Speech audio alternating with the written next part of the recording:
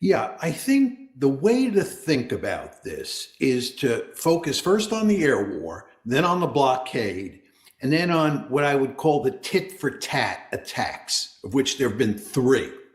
So let me just sort of walk you through this. The war started on February 28th, and from February 28th to about April 8th, this is the 40-day war. It was a bombing campaign. It was a strategic bombing campaign where the United States and Israel together hit targets in Iran and did extensive damage inside of Iran. That stopped on April 8th, in good part because it wasn't working, but also because we were running low on ammunition.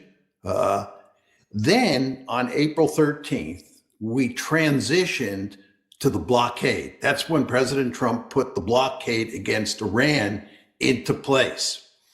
And then on June 17th, when the memorandum of agreement was signed, or the memorandum of understanding was signed, the blockade ended. So just to think again about the big picture here, February 28th to April 8th is the air war. And then what happens is from April 13th until June 17th, you have the blockade. And what happens on June 17th, when we sign the memorandum of understanding, is that the blockade ends because blockade wasn't working. The blockade was not bringing the Iranians to their knees any more than the air war did. So it's very important to understand that the reason President Trump signed the memorandum of understanding on June 17th is because the air war and the blockade had not worked, and we had no more cards to play. And this is why I think you could call the memorandum of understanding a surrender document. Okay, now we are in a phase where we have these tit for tat attacks. And actually what you've seen over the past week, this is from July 7th to July 9th. That's from Tuesday to Thursday of this week. You saw three tit for tat attacks, one on the 7th, one on the 8th, and one on the 9th. It's very important to understand that this is the third set of tit for tat attacks, right? What's happening, or what has just happened over the past few days, is actually nothing new.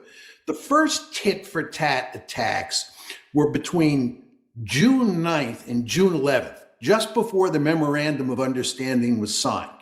And that's when the Iranians shot down an Apache helicopter. And we had two sets of tit for tat attacks, June 9th to June 11th. The second set of tit for tat attacks was June 26th to June 28th. This is right after the memorandum of understanding was signed.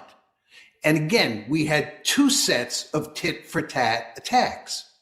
And those tit for tat attacks, the June 26th to June 28th ones, involved the United States facilitating the movement of tankers through the Omani Channel in the Strait of Hormuz. The Iranians said that's unacceptable. They attacked a tanker, and that's what led to the June 26th, 28th set of attacks.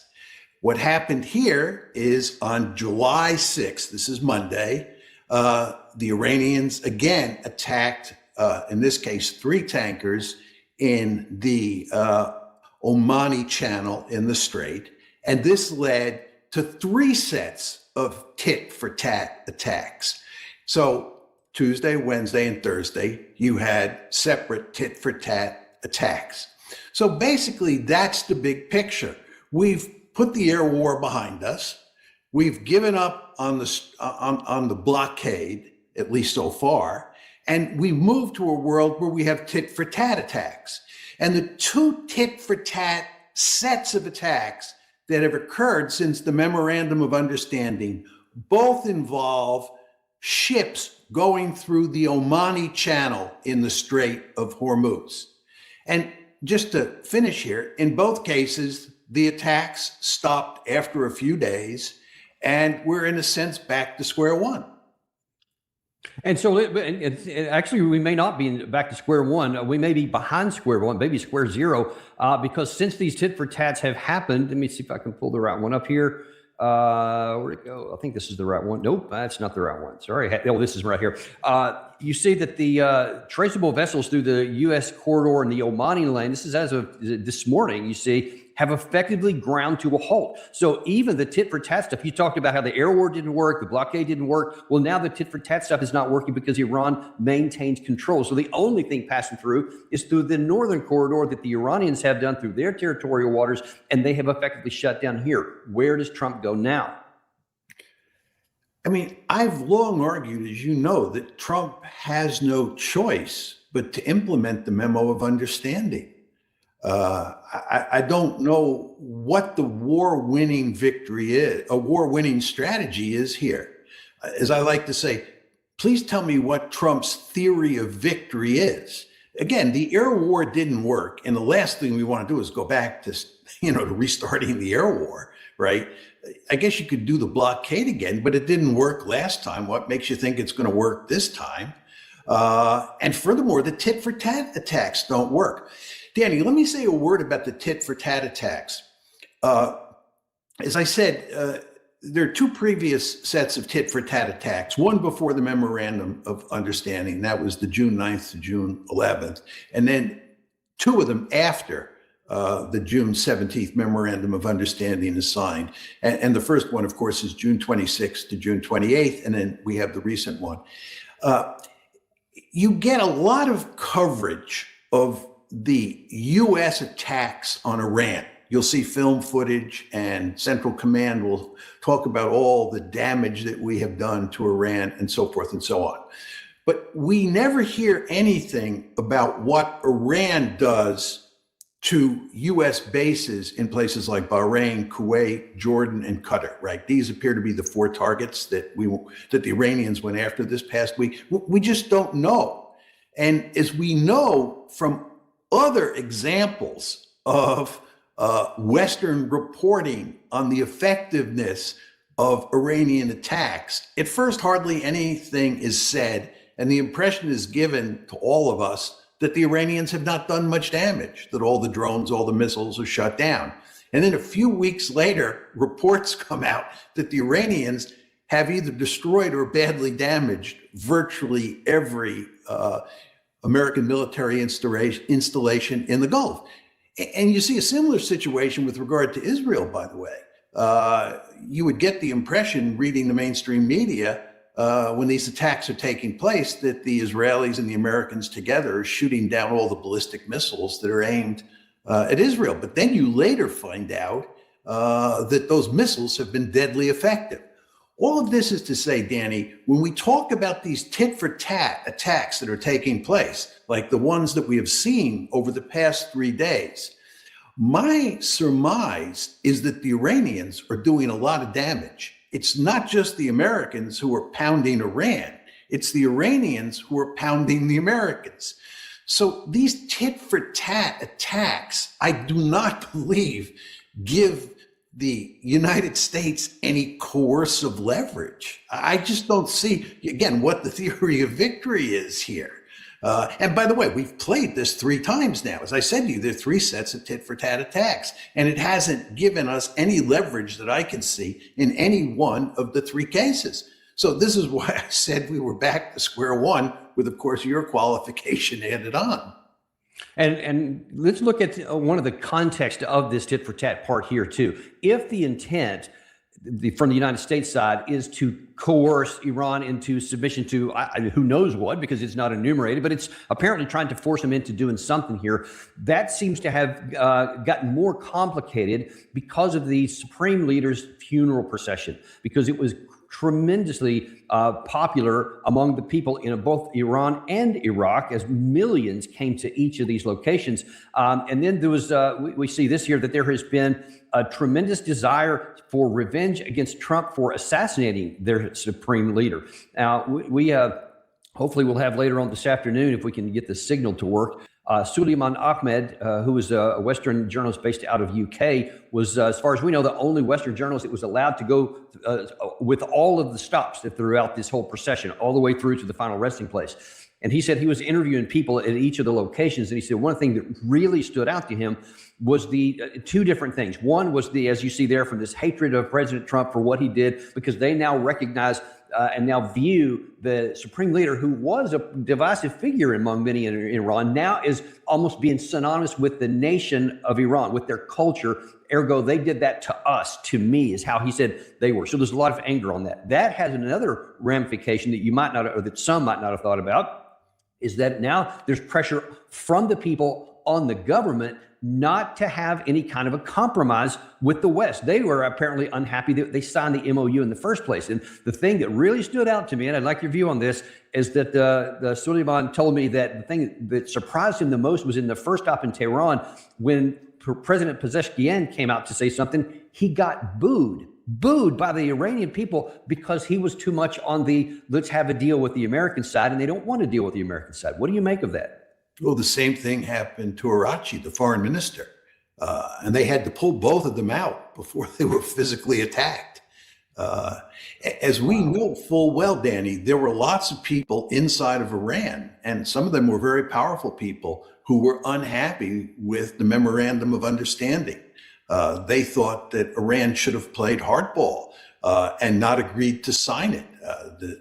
Iran actually had a lot more leverage than the Iranian negotiators understood, and they were foolish to sign that agreement. And furthermore, you can't trust the United States anyway. And if you look at what's happened, Danny, I think the hardliners have been proved correct. I mean, I think this is the problem that people like Arachi and Ghalibaf and others face. They thought that the negotiations would be fruitful, and that has not happened at all. You want to remember here that there are sort of three big problems from the Iranian point of view in terms of the West living up to the memorandum of understanding. What we have been talking about now is the whole question of control of the Strait of Hormuz. And the issue here is that the United States thinks that some tankers or some ships can go through the Omani Channel in the Strait. And the Iranians say that is absolutely unacceptable. And this is what the two tit for tats have been all about. The two tit for tats that have taken place since the memorandum of understanding was signed. It's all about the question of whether or not ships can go through the Omani Channel. That's the issue. That's one big issue regarding the MOU. There are two other issues as well. One of them is that the United States has now said that it is not going to allow Iran to sell oil in world markets. And that was part of the memorandum of understanding. And you remember, as soon as the memorandum was signed, the Iranians were allowed, without penalty, to sell oil in world markets. The United States has now reneged on that element of the agreement. Furthermore, in the memorandum of understanding, this was the very first point, it was made clear that the Israelis had to cease and desist from their war against Hezbollah. And that, of course, meant getting out of southern Lebanon. And not only have the Israelis not gotten out of southern Lebanon, but they've continued their war against Hezbollah. So when you look at what's happening from an Iranian point of view, there are actually three elements in the memorandum of understanding where the Iranians believe that the United States has not lived up to its part of the bargain. And given that, coupled with the horrendous things that President Trump says about the Iranian leaders and the Iranian people, and given the fact that he's threatened to wipe them off the face of the earth, it's hard to see how you're going to get any cooperation in the near future from the Iranians that works to America's advantage. They have a powerful incentive to play hardball with us. Let's see. That is today. Looks like I had not seen that one. So that's President Trump. The Islamic Republic of Iran has asked us to continue talks. We have agreed to do so. Very, very kind to President Trump. But the United States has stated to them in no uncertain terms that the ceasefire is over. Thank you for your attention to this matter. That is 1 hour ago. So that less than an hour ago, that President Trump just said that. So we'll see how that's going to play into those hardliners that you're literally talking about right now. That's as we're basically speaking. Trump reinforces that the ceasefire is over, which may imply there's another tit for tat coming or another strike coming. What do you make of that? Well, what good is it going to do? I mean, again, there is no theory of victory here. Nobody can explain how this has an ending that works to our advantage.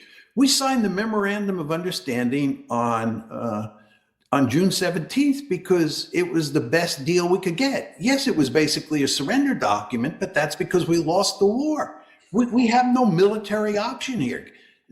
Doing more tit for tat doesn't solve anything. And furthermore, this is, I think, a very important part of the story, Danny, because the Iranians have been consumed with the funeral. They have not really said much about how they are going to respond to what President Trump has just done. In other words, I said before, the war in southern Lebanon has not ended. The Israelis have not pulled out. The Iranians are no longer able to sell oil on world markets. And the United States continues to insist that ships can go through the Omani Channel. Okay? So if you're the Iranians, what do you do when you hear that? They're not going to cave. We know that. They're going to play hardball. Are they going to really limit how much comes out of the Gulf? Are they going to shut the Gulf down altogether? Are they going to mine the Omani Channel? What exactly are they going to do? It's very hard to say. And then what are we going to do in response?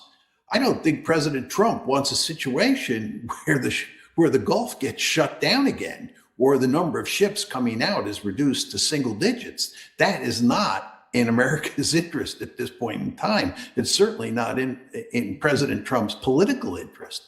But I'm not sure what he's thinking, because it's just very hard to understand what the administration is doing here. And furthermore, just one final point on this point by Trump that the Iranians have asked him to go back to negotiations and that he's kindly agreed to do that is ludicrous. Right? There's no evidence of that. If anything, the Iranians are hinting, and I underline the word hinting, that they're not interested in going back to negotiations at the time. And it looks like the Pakistanis and the Omanis are working overtime to change their mind on that. But the idea that they called up President Trump and said, please, let's go back to negotiations is kind of a laughable argument. Yeah, it would be laughable if the stakes weren't so much, because he said that literally the other day too, that they are begging me for a negotiator. And then obviously that was even during the ceremony when the Supreme Leader was being laid to rest in his final place. And I think it's pretty ridiculous to suggest that they did. Want to look at, you mentioned that there was some additional headwinds. You mentioned one about Lebanon. I think that there's an additional one I want to talk about on top of that. But since you brought it up, let's look at Lebanon, because this is from the Jerusalem Post this morning. This was in an op-ed. First of all, it says withdrawal cannot be a gesture of faith. U.S. Israel must align on Lebanon, meaning that they must pull us to their side. But then you see that subhead there. That's not an opinion piece. That's what the Israeli Defense Minister, Israel Katz, said. We did not ask anyone's permission to enter Lebanon, and we do not need anyone's permission to stay in Lebanon. Does that sound like that President Trump is in charge and that he's going to demand that they leave because that's what he signed in the MOU? How do you see that? Well, if the Iranians insist that they will not negotiate until the Israelis are out of southern Lebanon, the question is, what does President Trump do at that point in time? Let's assume, and we're just assuming here because we don't know exactly what the Iranians are going to do, but let's assume that the Iranians effectively shut down the strait, that the number of ships going out is very small on a daily basis. And at the same time, they say they will not go back to negotiations. There'll be no negotiations until the Israelis are out of southern Lebanon. Then the question is, what is President Trump going to do? Is he just going to say, okay, the status quo is fine and we'll just continue like this? I don't think so. I don't think he can do that. And I think he will go to great lengths to put pressure on the Israelis to get out. Now, whether he succeeds at that remains to be seen. But if he doesn't succeed, the question is, where does that leave the United States? And it leaves us in deep trouble. Well, it leaves us in deep trouble is the best way to put that. We have a quote here a minute ago. I'm not sure if he's scrambling to try to find it behind the scenes. I threw a curveball at him because Professor Morandi, who certainly you know well, has addressed that very issue right there. If we can find it, I'm going to pull it up in just a second here. But in the meantime, let me go up to what I said is the second issue here, and that is the issue with additional problems. And I'm looking at the wrong thing. Things got moved. There we go. That is Turkey. This is again from today's Jerusalem Post. As Iran fades, Turkey emerges as Israel's biggest strategic threat, a NATO ally, and they're, of course, upset right now because of the F-35s, but that's hardly the biggest issue. What can you tell us about this growing conflict, and do you have concerns that it may literally supplant the Iranian problem for Israel? Well, it's, in my opinion, hard to believe that the Israelis are now picking a fight with the Turks. You would think that they have their hands full in Gaza, on the West Bank, in Syria, and in Lebanon, not to mention Iran. In my opinion, they've suffered the Israelis have suffered a humiliating defeat in Iran. And you want to remember here, Danny, that the most important issue from the Israeli point of view has always been Iran's nuclear capability. And if we don't get negotiations going, we're never going to get a nuclear deal, a new version of the JCPOA. And who knows what the Iranians will do on the nuclear front. So the Israelis have lost in Iran in a really serious way. And as we were just talking about earlier in the show, there's no way to rescue the situation, right? The best that you can hope for is a revised JCPOA. But it's not clear you're even going to get that at this point in time, given where we're going. So again, Iran, Gaza, the West Bank, Syria, Lebanon, and here they are putting their gun sights on Turkey and alienating the Turks. And furthermore, this has consequences for the U.S.-Israeli relationship. I mean, the U.S.-Israeli relationship in the sense that President Trump was just in Istanbul, making it very clear that the principal reason he was there was because of Erdogan, who he considers a good friend. And he talked about giving the Turks F-35s. So what Trump is trying to do is improve relations with Turkey. And at the same time, Netanyahu's picking a fight with Turkey, which is going to put Trump in a terribly awkward position. And the question is, if you're Donald Trump, do you need that? And the answer is no. The Israelis won't cooperate on southern Lebanon. They won't cooperate on Gaza. They won't cooperate on the West Bank. They won't cooperate on Iran, and so forth and so on. And now you're picking a fight with Turkey, which is going to complicate Trump's diplomacy with Turkey. This is not good from Israel's point of view, but it's where Israel is at this point in time.